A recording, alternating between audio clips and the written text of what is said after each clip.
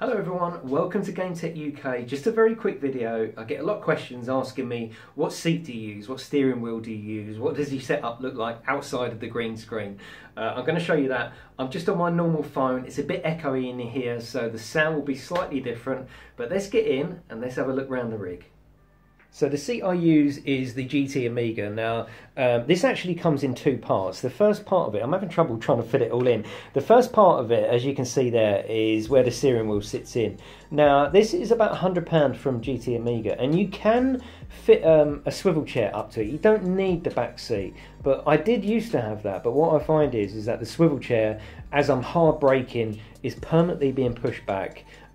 These are actually purchased separately. It's a modular system with the GT Amiga. So I purchased this system last Christmas along with the steering wheel, and the recent edition of the chair and the base only come about probably about 6 months ago.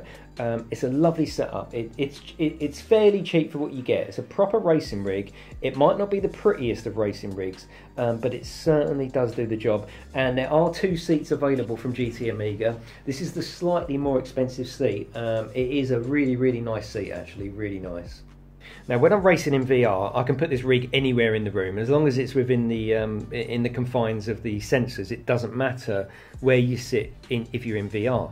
Now, Gran Turismo, as you know, is a big thing on the channel, and I need to sit it in front of a TV. Now, my TV was in the corner of the room, and it was always an issue where to put this. So GT Amiga also do this rolling trolley, which is for TV, so you can literally just move that around where you want. So that tucks away in the corner of the room just there when it's not being used, as does the seat. But when I am using it, sorry, I'm really trying it hard to get everything in the shot. When I am using the seat, I can just literally just roll this TV up right in front of me, and I've got a proper racing rig. Now the camera obviously only points on me, it doesn't point on the screen, so you don't see that. But this is basically how I race. So I sit in front of literally directly in front of the TV, like a proper arcade cabinet. And it's absolutely wicked. It works, and this I think was only about 50 quid from GT Amiga. It's not expensive, and that might actually be a solution for some of you. So that's why I'm doing this video. I get a lot of questions.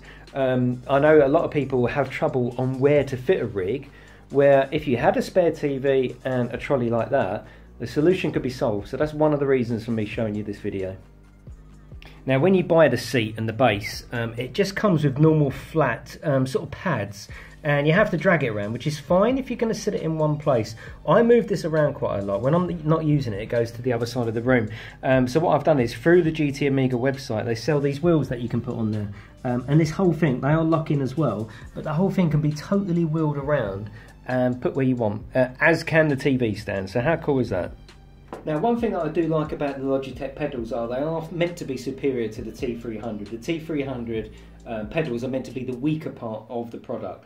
The Logitech pedals are really good. You get the clutch included as well, and there's a nice bit of responsiveness through the pedal set, and it really does help with the racing, and it's nice and comfortable too. As you know, when you watch my streams, the chatting is a big part for me. So as well as me being able to look just over this angle and see the TV, I can look to my left and I can read all the chat out from the laptop. The camera I use is a Logitech G29, I think it's called, which I use on a tripod as well. So that's pointed away from the TV, so you don't get to see the TV. You just get to see me in the corner of the room. Now, the green screen is a pain. It's huge, absolutely huge, but that's perfect for me when I'm doing VR videos. Behind there, as you can see, is my patio into the house, because obviously this is a conservatory. I've put tin foil all up at the top. Now, there is a separate video around my gaming room. This stops the sun coming in. Even with that up, one, it keeps the sun out, the infrared rays, which affect all my OCULUS. There's the Cray brothers there, don't mess with them. That's one sensor up there. We've got one sensor up there and one sensor up there. With the sun coming in, forget VR, it's an absolute pain. That helps to keep it warm and keep the sun out as well, but I've got normal blinds, but they're not infrared blinds, so even in the day, VR can be a bit of an issue in here.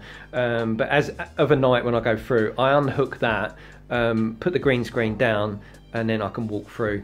And I can use this entrance here to go out. And when I knit for a cup of tea, obviously I don't take all the green screen down. I go out this side.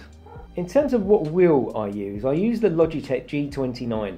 A really, really nice wheel. The only problem is I've got nothing else to compare it to. I've only ever owned this wheel.